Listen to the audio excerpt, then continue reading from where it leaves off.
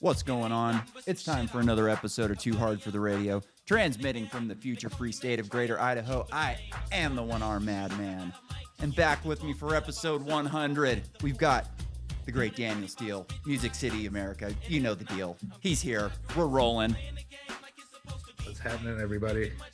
Not too much, right? Not too much going on. Just a couple little things, you know? Just a Well, little we thing could say. here and there. Just a little fucking nuts. So I wanted to get a boots on the ground report since you're here in, Tennessee, and you guys probably got a little bit of weather from this. But let's lead in with a quick check in with Joe Biden. Yes, it's tragic. As a matter of fact, we're trying to get the exact number. My FEMA advisor is on the ground in Florida right now. There's a distinction between the numbers that FEMA's used and the ones that are used by the locals. So We're just arguing change here. It really is amazing. You saw the photographs. It's stunning. It's unbelievable. Stunning. It really is. Such a wide area. And we've given them all everything that we have. We're on the ground ahead of time. Everything we So have. We're working hard. We're Are there working any more hard. resources the federal government could be giving them? No. We've given them. We have pre-planned a significant amount of it, even though they didn't ask for it yet. Hadn't asked for it yet. Okay. So apparently you guys have gotten enough. We gave it to them. You didn't ask, so, we just gave you a little bit. And, we got nothing. We're arguing over numbers, local numbers, state numbers. It's just arguing numbers. But what we do have money for is Ukraine. We'll discuss today now the Ukraine, how is Ukraine going to prevail in this conflict. And I see two key pieces. First, right now we have to strengthen Ukraine's position on the battlefield. Obviously. And that's why today I'm proud to announce a new $2.4 billion package of security assistance. Look at that. I've also $2.4 directed the billion. They just Pentagon found some lying around. to allocate all the remaining security assistance funding that has been appropriated to Ukraine, period, by the end of my term, which is January 20. And this will strengthen Ukraine's position in future negotiations. Second, we look ahead to help Ukraine succeed in the long term. As you know better than anyone, as we said at the Washington summit, we have to support Ukraine in its path to membership to both the EU and to NATO, and continue to make reforms to counter corruption and strengthen democracy, which you're working mightily on right now. We have to ensure Ukraine has sufficient capabilities, and I mean sufficient capabilities, to defend against future Russian aggression. So I'm proud of the steps we've taken in our partnership on these fronts. Earlier this summer, we launched the Ukraine Compact with more than 20 nations committed to Ukraine's long-term security. And yesterday, with over 30 nations and the EU, we launched a joint declaration of support for Ukraine's recovery and reconstruction. Some of it using Russian assets as well. And so with both these actions, we make it clear we stand with Ukraine now and in the future. We've got a lot. So basically, you guys are, it's your fault for not paying attention to climate change sooner, obviously. But no problem paying out Ukraine. What's the feel like in Tennessee right now? Is it the same type of thing that was going on with Maui, where they just feel like they're being completely fucking ignored because of some other, Ukrainian in a tracksuit? So I'm a few hours away from where it was bad. Like, Thankfully. the worst that happened to me was it's funny, we have cameras everywhere, and we had a cat stuck on. We were out of town, but we had a cat stuck on our porch. He had to ride out the storm, so my fucking thing would go off all night. It kept waking me up. And then like all the electric in my backyard went out, and it ruined some tomatoes, just because tomatoes, for whatever reason, love to drink the flood water. And then they just it's kind of like when you work out too much one area and you get stretch marks. Happens in tomatoes. But luckily I was able to just smash those things into the ground at my new land. So I'm trying this new thing called chaos gardening, where I save all my seeds and I just dump them out at my land to see what happens next year. Oh, nice. I save all my seeds too, but I haven't tried something like that. Yeah, well, I mean, there's just so much there, and we have this huge easement where we can't build on 20 feet either side of it, and it's like 700 foot by 32 foot total. So I'm just like Yeah. throwing seats along the edge of it. Um, so Nashville unaffected. It just is fine.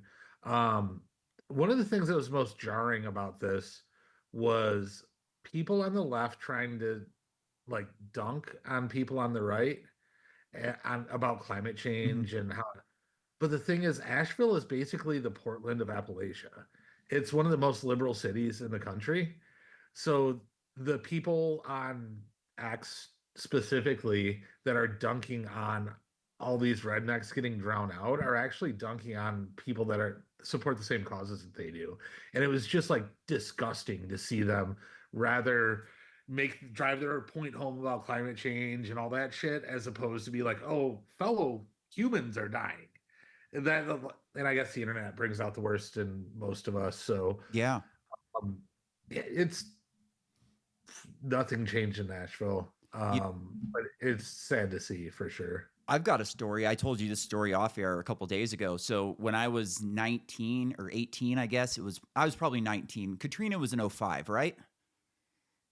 Oh, I believe so. 04 or 05. Anyway, I was 18 or 19 years old. I didn't really understand the world. I was an idiot. I raced dirt bikes and fucking waited tables. I was a moron.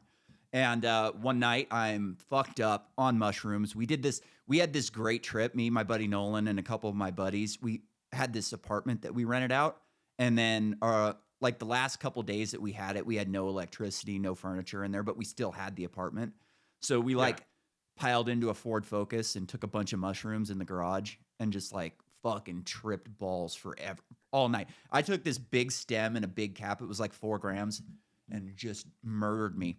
So I, at the end of the night, it was like an Alice in Wonderland night, just weird things, like the weird ending to this era of our lives that, it was the first time that we'd been out on our own. And it's like, it didn't go great. Like we need to kind of grow up a bit. So it was kind of like the end of an era type of thing.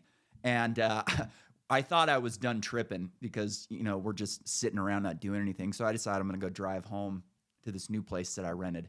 And I drove through this section of cones that had like a dog leg on it. And as I'm driving through, it's doing like the Alice in Wonderland all over me. I'm like, holy shit, I'm going to fucking die right now.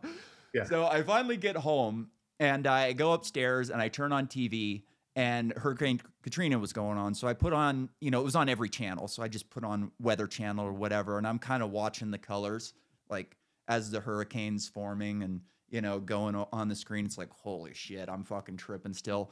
And at one moment, I realized that I wasn't watching pretty colors. I was watching people die. A lot of people die.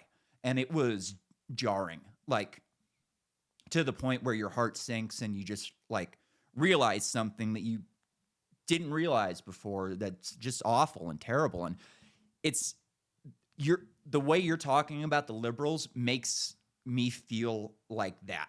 Like they're just looking at the pretty colors and dunking on people because they have a chance to say something about climate change. And they're not actually realizing that they're watching people like die, lose their homes, like lose their entire livelihoods. I saw a video of a guy in like Miami or something like that, where he's floating around in a kayak in the living room of his multi-million-dollar mansion. And it's like, that's fucking tragic. Whoever that person was probably worked hard for that. Maybe he inherited whatever, but like somebody earned it. Somebody earned that place. Somebody paid a lot, worked a lot, sacrificed a lot. And there they are floating around in a goddamn kayak. And that's just tragic to me. And to see these people, like you said, just dunking on, oh yeah, climate change, yeah, we told you so. It's evil. It's ghoulish, So my question about climate change is, was this already happening in 1916? Because Asheville got wiped out then too. Yeah. Yeah. That's always the point is like the worst heat in 100 years. And it's like, well, what happened 100 years ago, when it was just half a degree cooler? Like growing up in Northern California, it got fucking hot.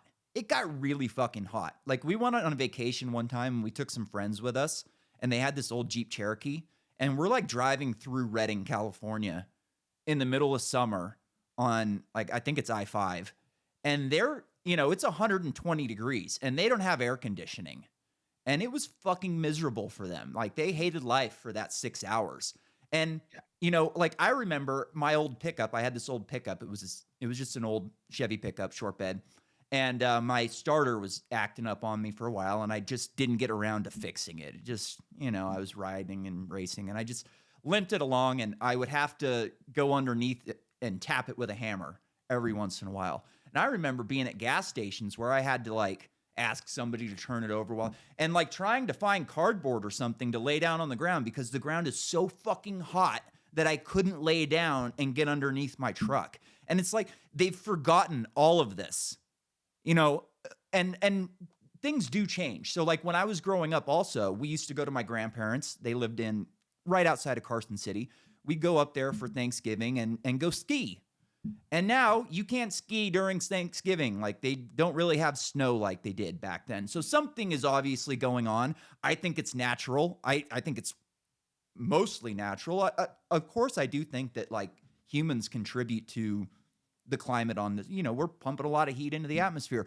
I don't think it's going to be, you know, this catastrophic fucking, you know, biblical flood like they're saying. And also just think about like the hubris of these people who think that they know better than people 100 years from now. Yeah.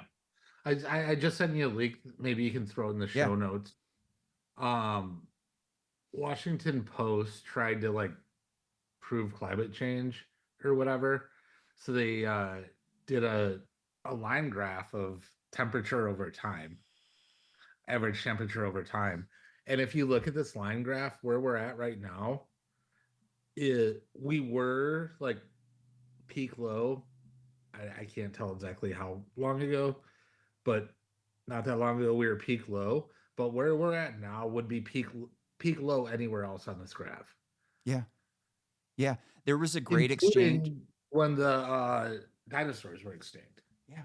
Dude, there was a great exchange with Thomas Massey and John Kerry the other day where, you know, Massey's kind of grilling him over climate change and he's asking about CO2 and he goes, well, you know, until 800,000 years ago, he's like, why 800,000 years? Why are you picking that number? It's because any time previous to that, there was so much more carbon in the atmosphere. I've got these great clips. I should try and find them like while you're talking next time. These people will admit to you that climate that like carbon is not a poisonous gas. They'll admit it, but then they'll admit it like when they're talking about something else. So I've got one here. Let me see if I can find these real quick. Here we go. While you're looking for that, this is good. Okay, yeah, go ahead, and then we'll play it. Oh no, let's. It's a different topic. So okay, let me play it. And so this, I think, is really important because This is a guy named Flint Dibble. Okay. And he looks like a South Park character completely. He was on Joe Rogan to debate with Graham Hancock why there was no civilization during the Ice Age. So he's making a point right now as to why there was no civilization. This is interesting. And so this, I think, is really important because there really is, it's not just that there's no evidence for agriculture that early. We have evidence against it from those pollen cores, but also this article by Peter Richardson and colleagues points out that agriculture, it was probably too hostile of a condition for agriculture in the Ice Age. The reason why is because there's too little CO2. Plants need carbon dioxide to be able to propagate and grow and be grown intensively in particular. It's also a period of aridity. It's very dry because so much of the fresh water is trapped at the poles in the ice sheets. Yeah, but this is not the case of the Amazon, right? And the equator, the environment would be different. But we have pollen cores from those areas, and again, we have no evidence of any kind of intensive agriculture. There was not enough CO2 in the atmosphere for agriculture 10,000 years ago. That, to me, that is the most damning, take on climate change there is. And if you asked him, like, in a different context, is CO2, destroying the world? He would tell you climate change, this and that, and blah, blah, blah, blah, blah, blah, blah. And I've got another one on here. I won't dig around for it because it would probably take a while. But I've got David Kipping on another show. Wait, here it is. That's roughly 1 billion years left. Okay. No to that, though. So in about 1 billion years, no matter what we do, everybody's wiped out. Yeah, it's actually CO2 exhaustion that wipes us out. strangely enough. CO2 exhaust. It's because we lose CO2. Because of us using it ourselves. No. It's what happens is as the sun increases in luminosity, this has actually been going on its entire history. So in the Earth, people often say, well, the Earth had much higher levels of CO2 in its past. It's true. But the sun was cooler in its past. It wasn't as luminous. And they're anti-correlated to each other. So as the sun increases in luminosity, you have this CO2-rich ball of atmosphere around the Earth. As it gets more and more luminous, it causes more evaporation of the oceans, and then you get this rainfall come down. As the rain comes down, it dissolves carbon dioxide out of the atmosphere, and you form carbonic acid. Sure. That then hits the ground and forms limestones. So carbon gets pulled out of the atmosphere from precipitation and other weathering processes, and it basically gets locked up underground. And that is forced by the sun's increased luminosity. So as you increase the luminosity of the sun, you decrease the carbon dioxide in the atmosphere. We've seen that throughout history, and it will continue to happen. What eventually will happen, that CO2 levels will drop below about 10 ppm. So currently it's about 400 ppm in the atmosphere. Eventually it will fall below 10 ppm. Once that happens, plant photosynthesis ends. So I take two things from that. A, we're going to die from lack of CO2 someday, no matter what we fucking do, unless we start bringing it in from another planet. And two, the sun is the driver of climate. And that is one thing that they do not admit in climate change. They don't say that the sun has anything to do with it. It's only people. All they care about is the people aspect to it. They don't care about the sun at all. We're in a higher solar cycle right now. We're in the peak of the 8-year cycle. So after this next winter or so, it's going to start cooling down again for the next 8 years. And it just keeps happening. The sun's going to change over time. We have a really amazing star. Like, I watched an interesting video the other day about phosphorus. And essentially, like, the Earth has a ton of phosphorus compared to our solar system and what we can see in the rest of the universe. Without phosphorus, you can't have DNA. So, and we talk about these substances like they're just elements, whatever. Someday, CO2 and phosphorus are going to be some of the most sought after, elements in the universe, because we need those for life. Well, and not if we all just nuke each other. Yeah, that works too, I mean, we're getting dangerously close there. Yeah. Hey, here's a question for you. Do you think they facilitated this Iran situation to cover up the hurricane? I think that they're two independent things. I think that this hurricane's really bad for Harris, especially with the way that she reacted. And I think that war, traditionally, from what I've seen, is incumbents, which she's kind of the incumbent, right? Do well for re-election if they're in war, just through history. Mm-hmm. Like they like to keep the person in power. Yeah, wartime president. But this whole situation's so messy that who knows how that'll go. One thing that I want to tap back on before we get too far. Go ahead. I'm losing my shit right now. And when our dear leader spoke about Ukraine, he threw in the rebuilding of Ukraine. Yeah. And BlackRock and JP Morgan just closed a $15 billion fund for the rebuilding. And you know how much government subsidy is going to go in there? Oh, just 80% of it. Well, or $750 if you live in Asheville. Yeah, exactly. Hey, you got $50 more than the people in Lahaina. Stop your bitching. It's really unfortunate because I laugh. I guess I laugh because you have to. It's just unfortunate how unimportant Americans are to our rulers on both sides of the aisle. Yeah. This isn't just Republican and Democrat. Because we had a Republican president when they told us our jobs weren't essential and didn't let us work. Yeah. And had the biggest transfer of wealth in the history of transferring wealth. So it's definitely not I believe this way. Just the way that they go about it is so nasty too. Yeah. They're nasty fucking Ukraine's people. in a war that they can't win. Period. They're painting Putin, who has nuclear capabilities, into a corner. And now Israel, our greatest allies. Oh yeah. Hail to the king, baby. bombed a Russian base in Syria yesterday. Yeah. So it's like they're really trying to pull that way. One of the curious things that I haven't done much research on is this claim that it's the Iranians trying to kill Trump. Yeah. Because like you want to get fucking conservatives revved up, like, oh, let's nuke them Iranians. Yep.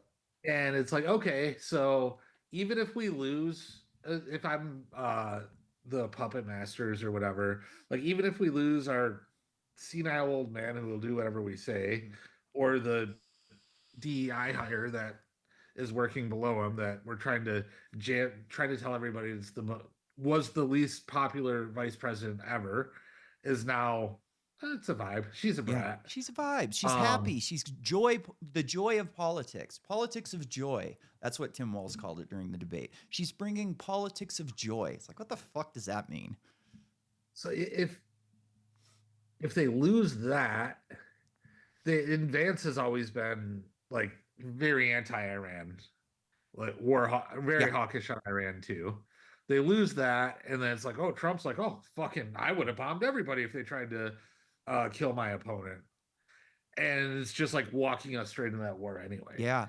I was like, trying. there's really no win here for Americans. Yeah. I was talking to my grandfather earlier today, who's a total boomer con. And I'm trying to talk him off the ledge, essentially, because he thinks she's going to win. You know, he doesn't think that Trump has any chance. They're going to cheat. They're going to win. And he says that, you know, the day she takes office, Russia's going to invade Poland, China's going to invade Hong Kong, and Iran's going to invade, you know, Jerusalem. And it's like, no, yes, no.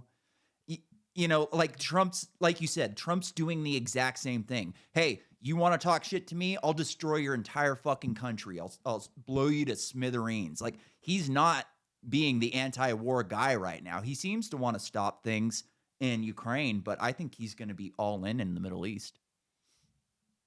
Yeah, I mean, and I don't understand it. Like, what percentage of Jewish people in the United States are going to vote for him? He put a U.S. embassy in Jerusalem. First president to ever do it. He's very proud of that. Yeah.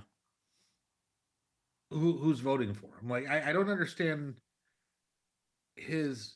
So we should all look after our self-interest, right? And if I'm running for president of the United States, if I have a group of people that are not going to vote for me, why would I cater to those people and put those over the lives of civilians? That, like, they're born there. I guess they could get out of there. You should take care of your own shit. Yeah. And if you're in that spot, you should leave. But why would you put those, you know, these people who weren't voting for you in the first place over the lives of these civilians? It doesn't make any sense to me. No, it's this, as much as Trump, like, bills himself as the anti-establishment guy, like, he still is, like, trying to, like, prove himself to the New York Times. Like, instead of, there was a great story about, like, the New York Times showed up at like the headquarters of the Mises Institute, and like Hopper or something went out there and told him you're part of the regime and you're not welcome here. Like, that's the way you should be dealing with the New York Times. Kick them out. Yeah. Don't give them anything. Treat them like the shit that they are. Where, like, Trump still sits down with these corporate press monsters and thinks that he's going to win them over somehow, or wants to win. Like, he still is seeking approval from these people who are trying to destroy him and even kill him, which is so weird to me.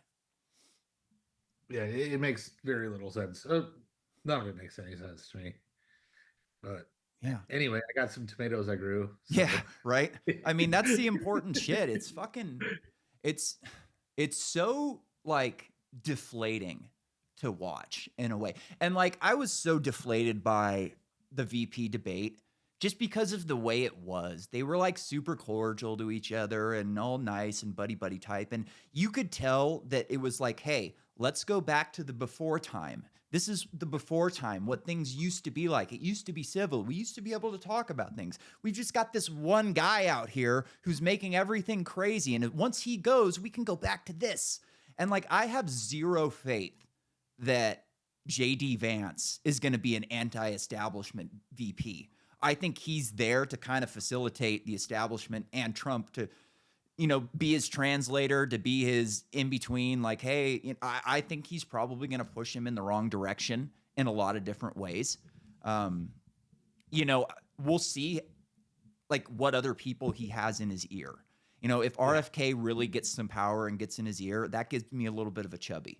If Vivek gets in there, if he gets a position, I'm happy with that. But if he just throws those guys to the curb and goes straight establishment, print money like crazy. One of the most annoying parts of the debate was their talk about inflation. So here's a quick clip just about the framing of the conversation. I don't care about either of their answers. Both their answers were terrible, but listen to the framing of the question. Let's turn now to the top contributor to inflation, the high cost of housing and rent.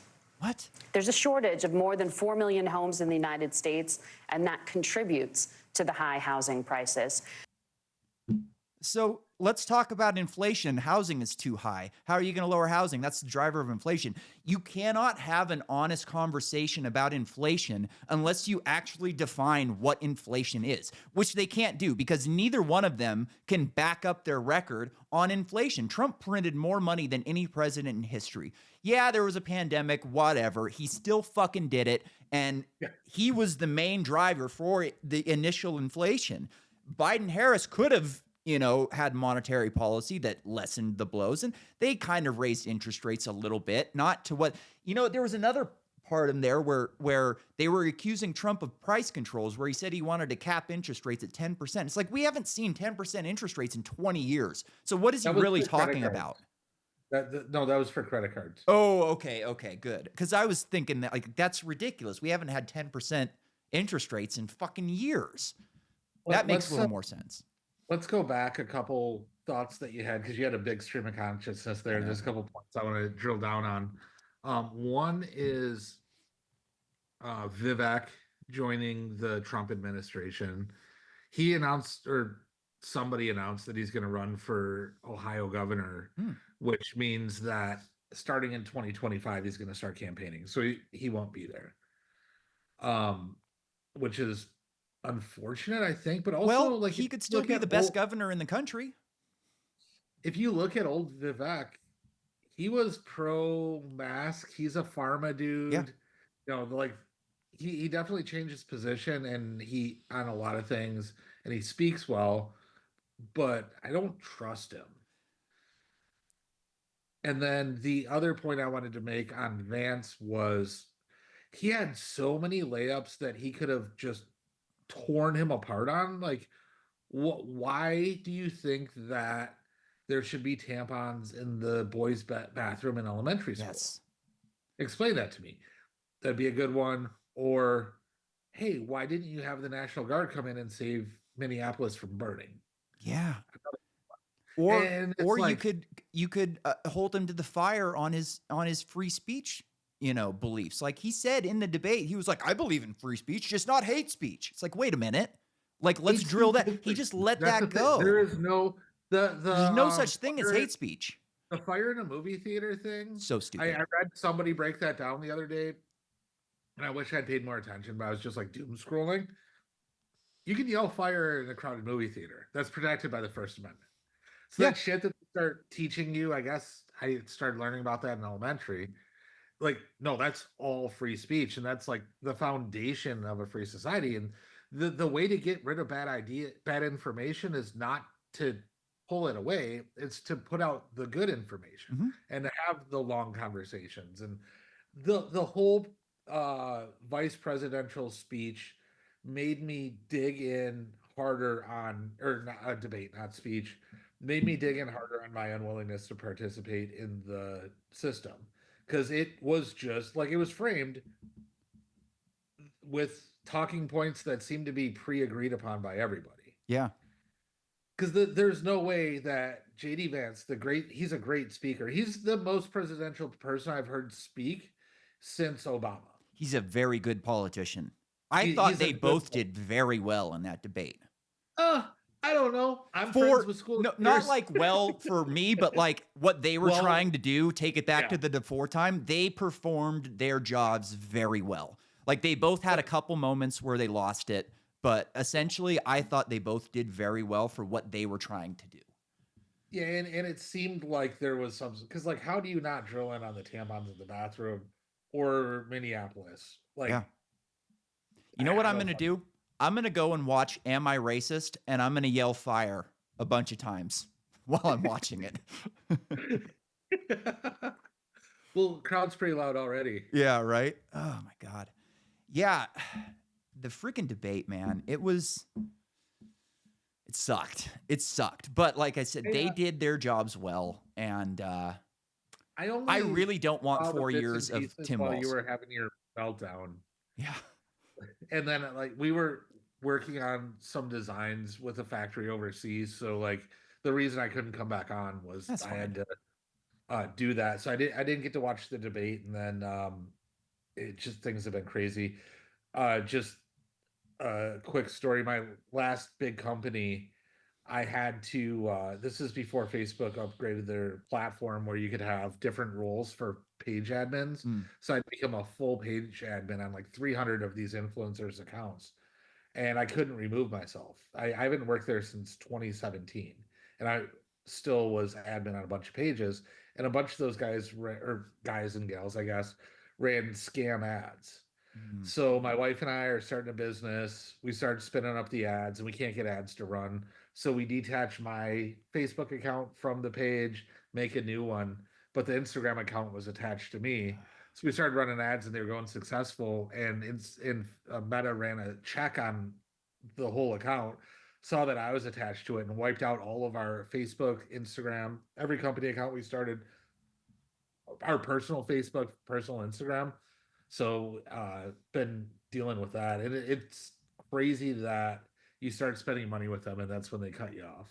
Yeah, I did. I tried something like that early on after my injury. I was kind of playing around with some ideas. I didn't really think about the podcast yet, but I had, I'm sitting around here. I've got thoughts. Like I think about shit. I have, a different perspective than most people do, kind of coming from a construction background and going into more like an intellectual life where I sit around and read and listen to podcasts and shit.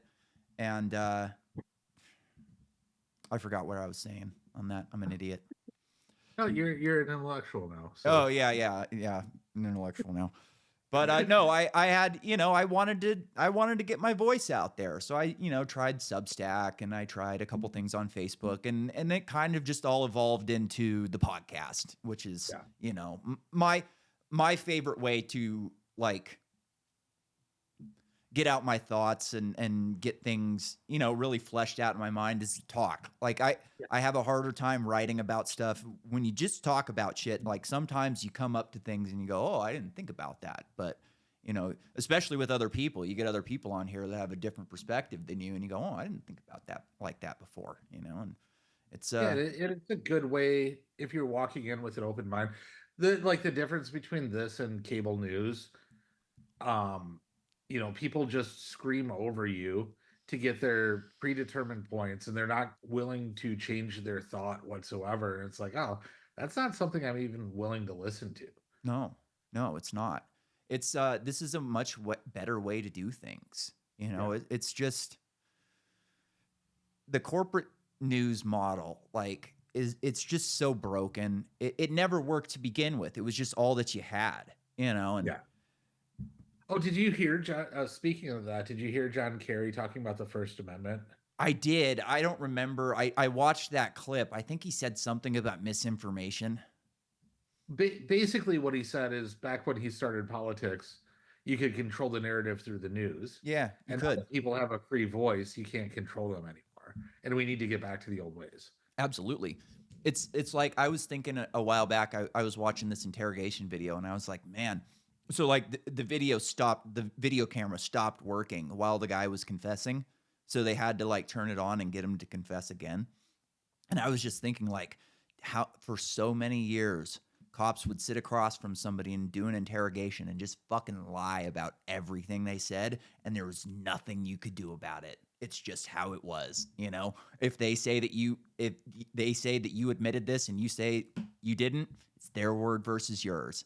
And, you know, nobody hates cameras more than cops and politicians. They hate the fact that we can go back and see. They hate social media. You know, when I was a kid, when you were a kid, the thought of having your own TV show was ridiculous. Like, you go, your parents ask you what you want. Oh, I want to have my own TV show. They go, yeah, think again. Maybe try construction, you know? But now you can have your own TV show with a couple $1,000. Yeah. And even less if you don't want to have great sound. You can do it for a whole lot less. And you can have something that millions of people see. You know, there's people out there that are running on shoestring budgets right now. Not much bigger budget than we're running on, that are getting views by millions and millions of people. And that is such a powerful thing. Like, they are going to have to completely adjust the way they do things, because they're not going to be able to propagandize us in the same way. Just the fact that we can go and watch their old speeches. You know, if there was no YouTube, you couldn't, hey, you remember what John Kerry said a couple weeks ago on that? You couldn't go back and find it. Good luck. Like, it would just be in your memory and maybe in a written article that you could find on a physical newspaper if you ordered it from New York or something like that. But now all I have to do is type in John Kerry on Twitter and that fucking thing will come right up. And God, that must piss them off. And back in those days, somehow we were all able to spread the myth that Marilyn Manson had a rib removed so he could suck his own dick. Yeah. Without the had his ribs removed. Yeah, I remember that. I remember that. That was fun. I've never seen him live. I like a couple of his songs, though. I'd like to see him. I'm going to see Stained, Daughtry, and Breaking Benjamin on Sunday. And then I'm going to see Pennywise on Thursday, which is that in Boise? Yeah. Yeah. Nice. Which is going to be awesome. Like, I'm going to the first show with my mom, her husband, and little brother, 11, 12 years old. He's never been to a concert before, so that'll be pretty cool. If he likes it, I'm going to drag him on to Pennywise. Huh? You're not going to take him to Pennywise for his first concert? I wanted to, but, you know, his dad's a fucking cop, you know, so he's a little bit... The kid's sheltered. Let's just put it that way. Like, and I've warned him before. I go, man, I've had friends who grew up with cop dads, and you better watch your ass, because if you freaking keep him shuttered too much, he's going to it's going to backfire on you, but we'll see. They get along good right now. So, you know, I'm actually going to send you a video real quick. Yeah. It's not terribly funny. Well, it is pretty funny. But when I give the context, I'm going to a memorial for a friend this weekend. He died in June, June, pretty sure. This dude was like, saved himself for the woman that he married, and then he married this terrible, terrible woman who we don't need to get into, and then they got divorced, and right after, related or unrelated, but right after he got the jab, he went in the hospital for heart problems. And then because his heart was broken, he just did nothing to change his habits. So he drank himself and ate himself to death. But like, this is 2 weeks, 3 weeks after he died. Watch this video real quick. People say I got a drinking problem. That ain't no reason. People say I got a drinking problem. Somebody who doesn't know him sent that to me on Instagram. Like, how funny is this video? And that was actually him. Oh no, that's so sad. Yeah. That so fucking jab. Your week ahead seems much more. Yeah, you know, I had two guys rent the same room in my house. One was here for a couple years, and then one was here for a few months after. Both of them got the jab. Both of them had strokes while they were living here. Wow. And, you know, it's anecdotal, but like, there's so much anecdotal evidence like that out there. I saw another anecdotes. Yeah, I saw a graph the other day. I wish I saved it on Twitter, but I don't think I did, where they were just showing excess death in all countries, basically worldwide. And the excess mortality didn't start kicking up until jab came out. Like, it was Michael Yeadon, the former head of Pfizer, who was doing the video, and he was saying there was no pandemic. Like, the pandemic didn't start until the jab hit, essentially. I gotta see real quick. Let me see if I put that on I might have it on my shit. Let's see. I've got so much stuff bookmarked on fucking Twitter right now. It's just ridiculous. Oh yeah, here he is. Let's listen to it while you're in a looking. pandemic. Dennis Rancourt's data shows that the all-cause mortality evidence data did not increase at all in the run-up to the declaration fraudulently by WHO of a pandemic. There is no public health emergency except that created by our governments. A inappropriate, fraudulent PCR test was used to give people the impression that they had a particular disease where they didn't. There were all the normal diseases. And then what happened was, in 3 different ways, people were treated badly through changed medical procedures that were imposed above the level of nation, briefly, mass ventilation of people inappropriately in hospitals that led to lots of deaths. All right, we get it. There was no pandemic until the frickin' jab came out. I mean, it's just such a frickin' joke, you know? So we were talking about anecdotal. Yeah. And I was just looking at the standards that Nielsen uses for ratings. So there's 260 million people in the United States. Wait a minute. 260? I thought we were at like 330. No, 260 million adults. Okay. Not counting all the illegals that we don't know about. 260,000 documented people. Okay. Documented adults. Yeah, there we go. So based on 0.0385% of those 260 million people, that's how they give the viewing ratings. They're like 25 million people watch. Okay. So think about the number of people that we've heard about that have gotten the jab and something bad has happened. And I bet you that represents a larger amount than 0.035% of the population. So it's crazy that these clinical studies, well, we don't have any clinical evidence, but everybody knows somebody who fucking died of myocarditis or cancer or something crazy. And I don't know anybody who fills out a Nielsen diary. Me neither. Maybe my grandfather, that I was talking to earlier today, would, but that's about it. 10 years ago or so, I was like, yeah, fuck it, I'm game. They sent it. I'm like, oh, I figured it was an app or something. Yeah. No, it was literally a notebook with a $5 bill inserted in it. And they expected me to fill it out. Oh my God. Oh my God. That's fucking crazy. You know what? Well, back then, $5 could have got you almost 3 gallons of gas. Yeah. You know what else they did that was gnarly during the pandemic, which I screamed at somebody 2 different times for it. You remember they were trying to do the census during the pandemic? They're telling you you're sick, you can't go around people, yet they're paying people to walk up to my door to ask me how many people live here. And I was just screaming at him, fuck you, get the fuck off my porch. You're going to get me sick, you fucking dirty pig. You know, and just letting them have it because it's like, fuck you, man. If you're going to make us stay home, you're going to tell us that we're non-essential, but you still got to count us. Fuck off. Get out of here. Well, they're trying to change the vote, number of delegates. Yeah. It's something, man. They're dirty, disgusting, evil people.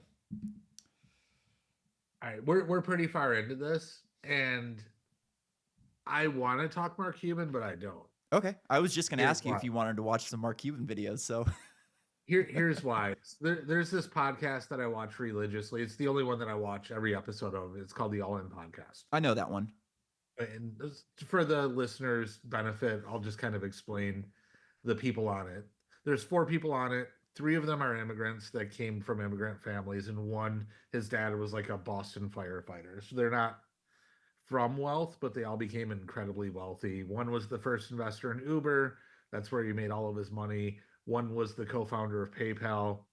One was the COO of Facebook as it grew, like through the hypergrowth. And then he also owned Golden State Warriors for a while. And then the last one was an executive at Google. That's where he made most of his money. And they all come from different backgrounds, different political point of views. They're obviously very optimistic, not as pessimistic as I am, or maybe you are, because like they don't have to worry about paying their fucking bills next month and all this. And they're like, oh, it'll all work out. Yeah, it always works out if you have $1 billion in the bank. Yeah. But it's the most honest, long form conversation from that many different viewpoints that I listen to or that I've found. So I understand their biases coming, being wealthy, and that sort of thing. And the moderator is the one that I like the least because he has TDS so bad. And then like he'll in the middle of a conversation will just be like, it was an insurrection. That's it. He's a criminal. We're not talking about it anymore. It's like, bro, let him finish his fucking thought. But that's neither here nor there. They had Cuban on and they had a 2-hour conversation with him. And it like I saw it. I downloaded it for my flight tomorrow.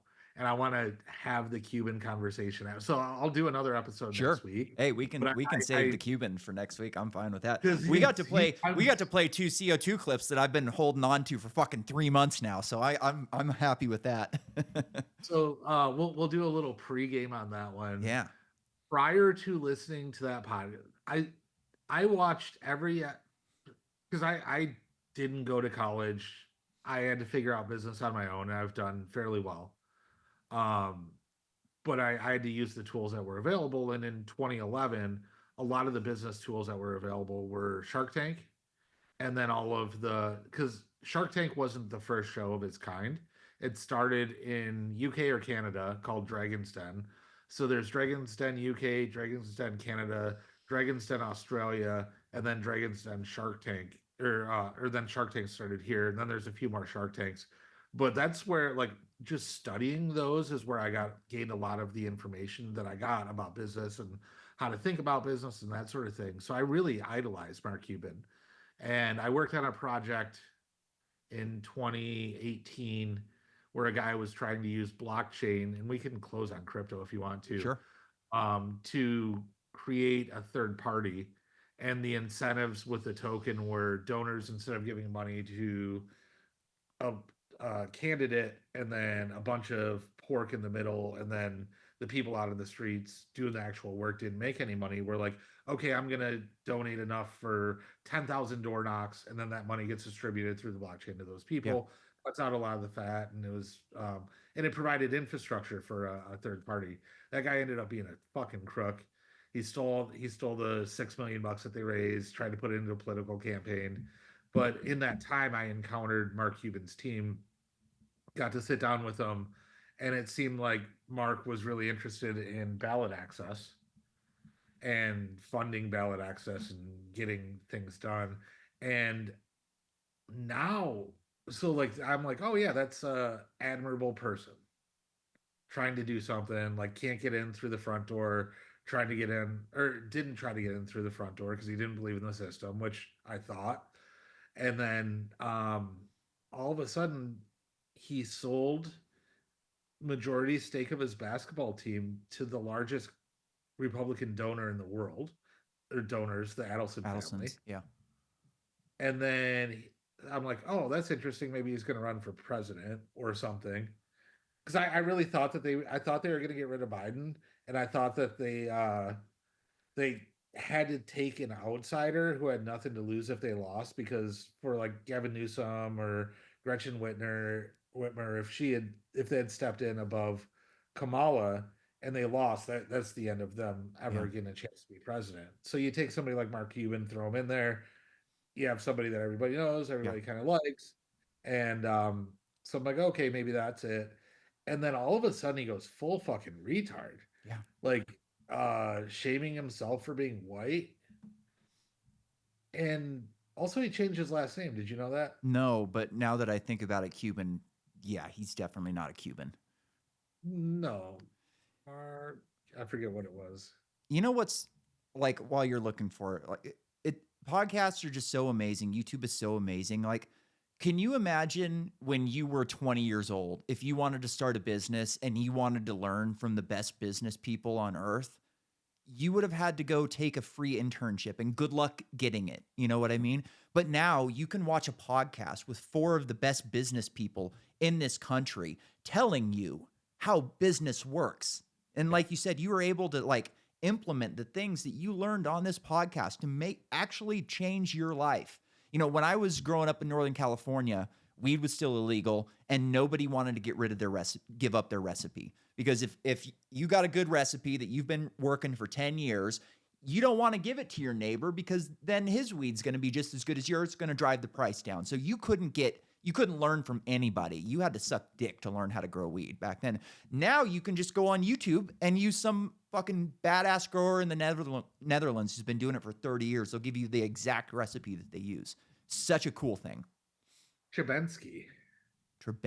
Oh my goodness. Trubensky. Oh my goodness.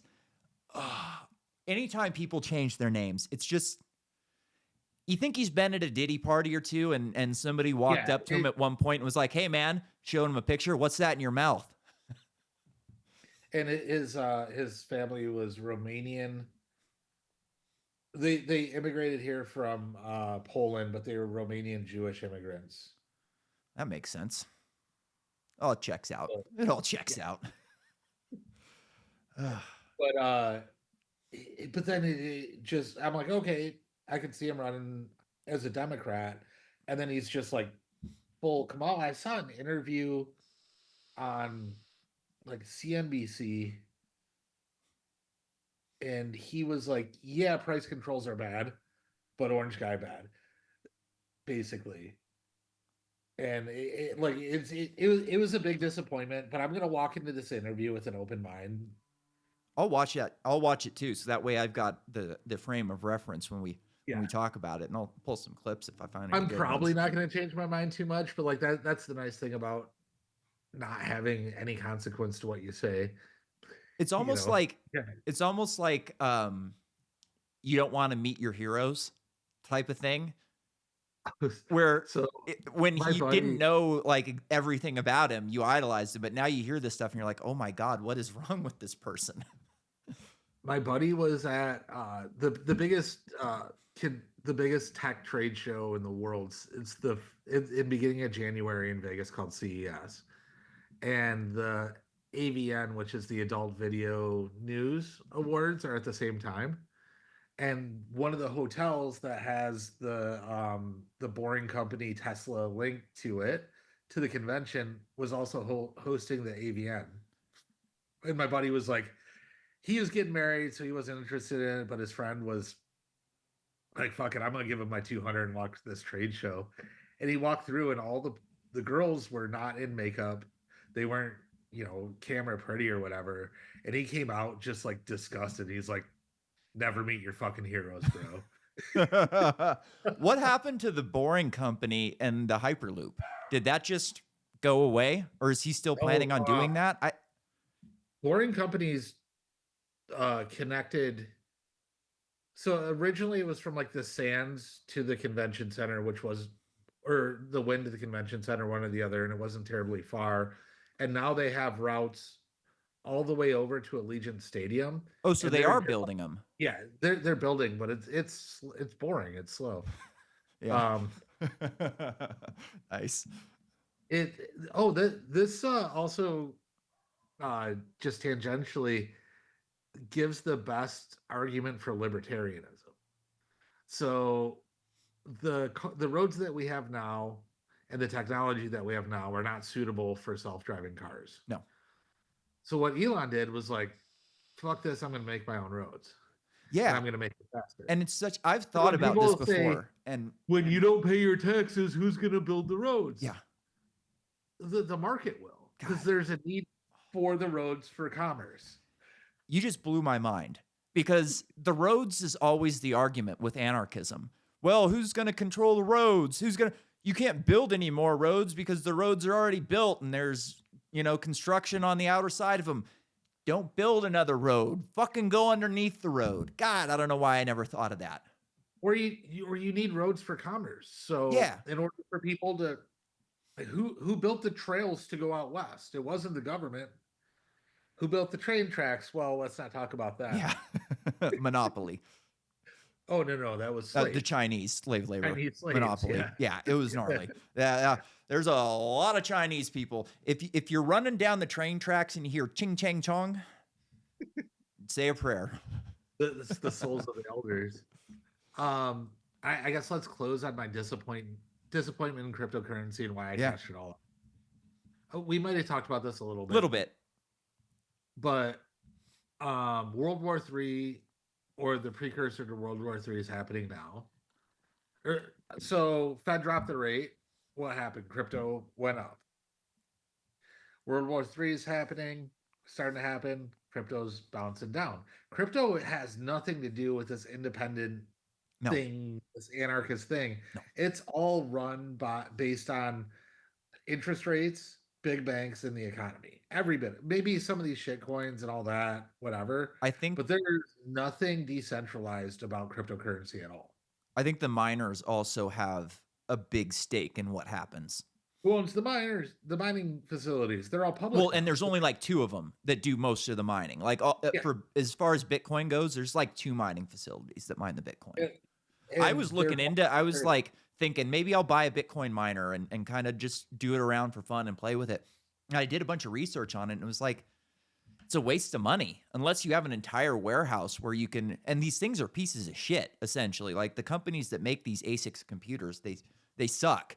And my thought is like at some point HP or IBM or Apple will come out with some badass fucking miner that actually works.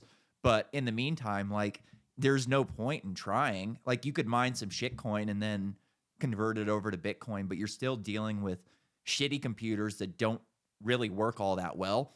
You're having to combat heat all the time. So like it gets 110 degrees in Idaho in the summertime. So it's not like you can just run it in your garage. And I basically decided, no, it's a waste of money. The only person I know that's done well consistently at mining, he used to have a really big Twitter account. And that's when I met him, was when I was running the influencer marketing company. And then that got, like, Twitter just banned it with no reason.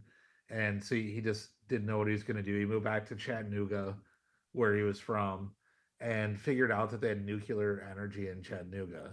And he bought a couple of mining rigs, and then he bought a couple more. They started putting them in shipping containers, and then he started maxing. Then he partnered with a guy that owns a bunch of real estate because he was maxing out substations on electricity, and so he'd have to move to a new substation. So I went about a year and a half ago and I toured it, and these are shipping containers. He's like, you have no idea how much of this shit has caught on fire. Oh yeah. It's not an easy business to run, but he's able to run it, and he's been able to, build independent wealth from it. And he's like a Bitcoin maximalist. But I just don't think that it's just not decentralized. There was one network called Chia, CHIA. I don't know what happened to him. The dude who made what was the software where you could download through Pirate Bay? I don't know. Everybody had it, but he made the BitTorrent. Oh, yeah. Okay. So he made BitTorrent, and he had the way that Bitcoin works is it processes this complicated algorithm, and then everybody's trying to process it, and the first one that does it gets the coin. It's called proof of work. Ethereum moved to proof of stake, which just meant if you had a bunch of Ethereum, you could prove it. So you could kind of manipulate the markets.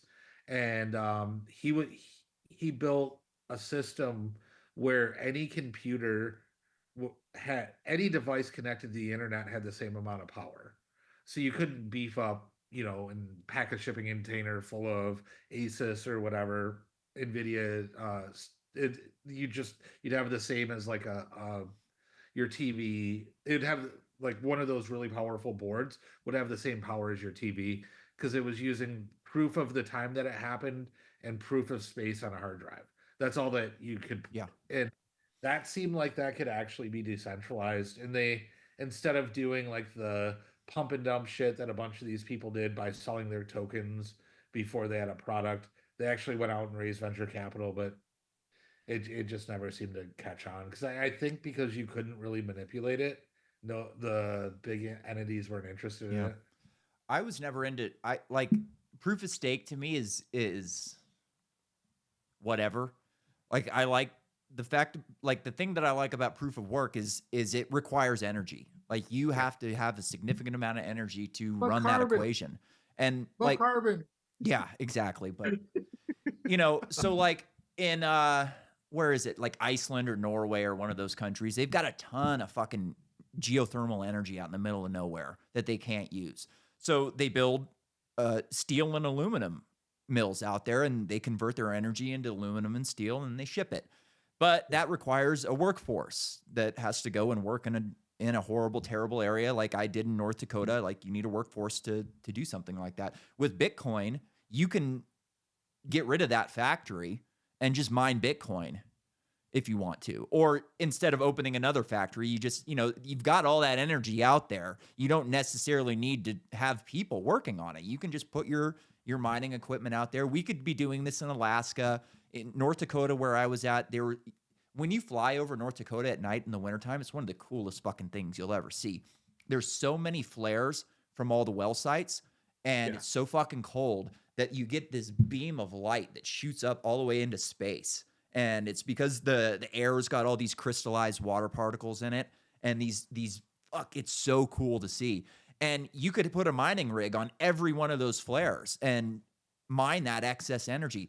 I'm not seeing a lot of that type of thing happen. Like my hope was we were going to see volcano mining. We were going to see this cool shit where you could transform energy into Bitcoin and then move it around the world. What I'm seeing more of is BlackRock taking a stake. These big companies taking a stake. And like you said, that maybe it's not decentralized anymore. Does that matter? I don't know. Like I'm worried about where we're at in this cycle. If we don't hit 100K in the next few months, like I don't know that we're going to go past our previous all-time high. And I don't know what I'm going to do if this bear run or if this bull run ends at a $75,000 Bitcoin. It's like, I didn't buy early enough to where that's a massive amount for me. And what are we going to see in the next bear market if we don't hit 100K? We back down to 2030 again. And at that point, like I'm not looking too pretty. So I'm definitely nervous.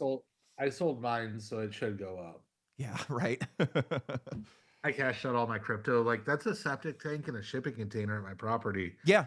Yeah, no, for sure. And I've been thinking along the same lines. Like I would like to buy a house nearby my house that I could build a granny unit on, even just a tough shed. If I could get a 3-bedroom house, put a tough shed on it, rent that fucker out, I would be sitting pretty. I would love to be able to do that. And I think real estate is a better option than Bitcoin. But if you're in a situation like my other co-host Nolan, he's a fucking mechanic at a Harley Davidson dealership. Buying property is not in the cards for him. He just doesn't make enough money. Yeah.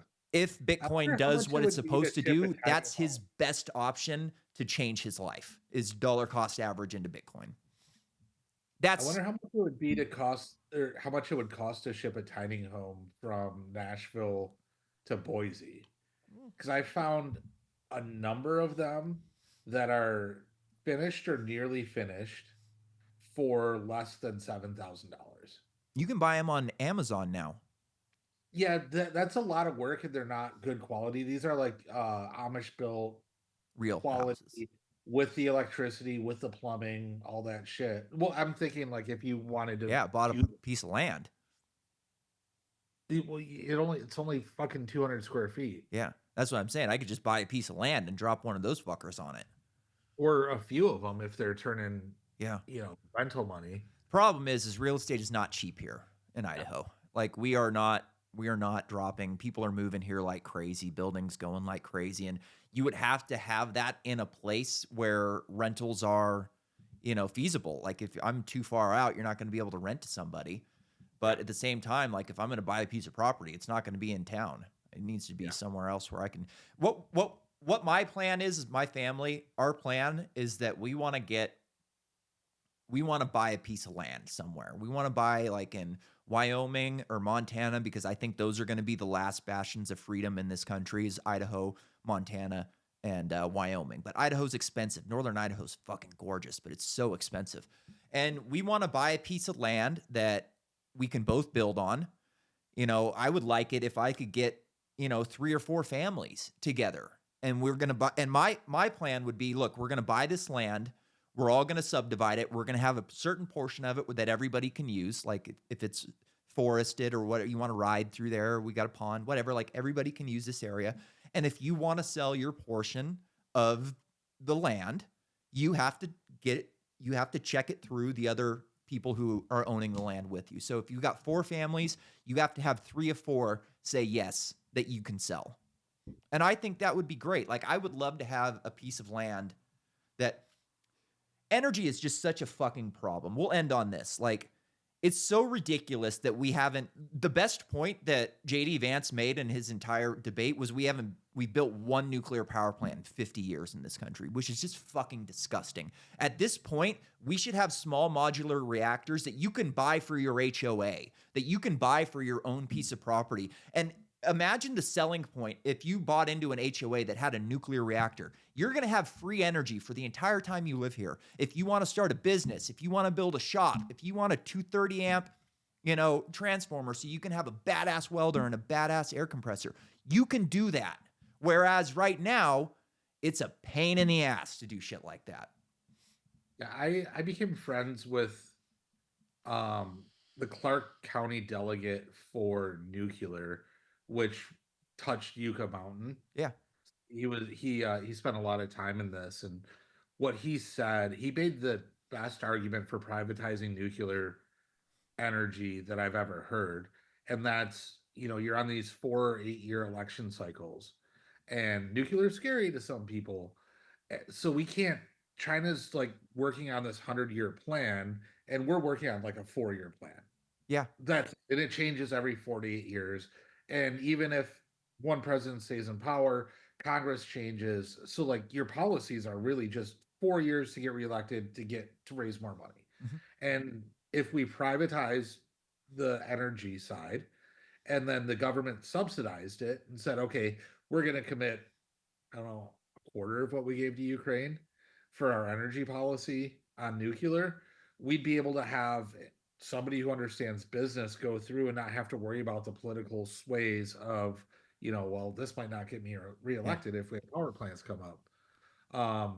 And the other thing that was quite interesting when I spoke with him was I always heard about nuclear waste. Oh my God. Fuel. It's fuel. Fuel. So to my understanding, there's these rods, for lack of a better way to explain it, and stick the rod in the nuclear facility, and they only use 20% of it because they haven't figured out how to use that other 80%. And then they go and bury it. How over are we? Well, my computer is apparently not plugged in, and I just got a battery thing. But no, I've heard the same thing, that Yucca Mountain was a waste of money, complete waste of money, because you're storing the fuel of the future. Like you said, they just haven't figured out quite how to use it yet, but they will. The people of 100 years from now are going to be so much fucking smarter than us. It's not even funny. And like I was saying earlier, the hubris of these fucking liberals who think that they need to protect people 100 years from now, who are going to have so much more energy. They're going to have AI, robotics, it's going to be a completely different fucking world. And the fact that like we think we need to protect, could you imagine the people 100 years ago thinking they were going to be smarter than us? Like, no, they're just trying to feed their fucking family. Yeah. We're not going to try to protect the people 100 years from now because they're going to be way better at all of this stuff than we are. And on that note, let's get out of here. Believe that your kids will do way better than us. Yeah, right. All right. Thanks for tuning in. It was a blast. Thanks, Dan. We'll do this again. 18 making raps till I'm 80 though. Too hard for the fucking radio.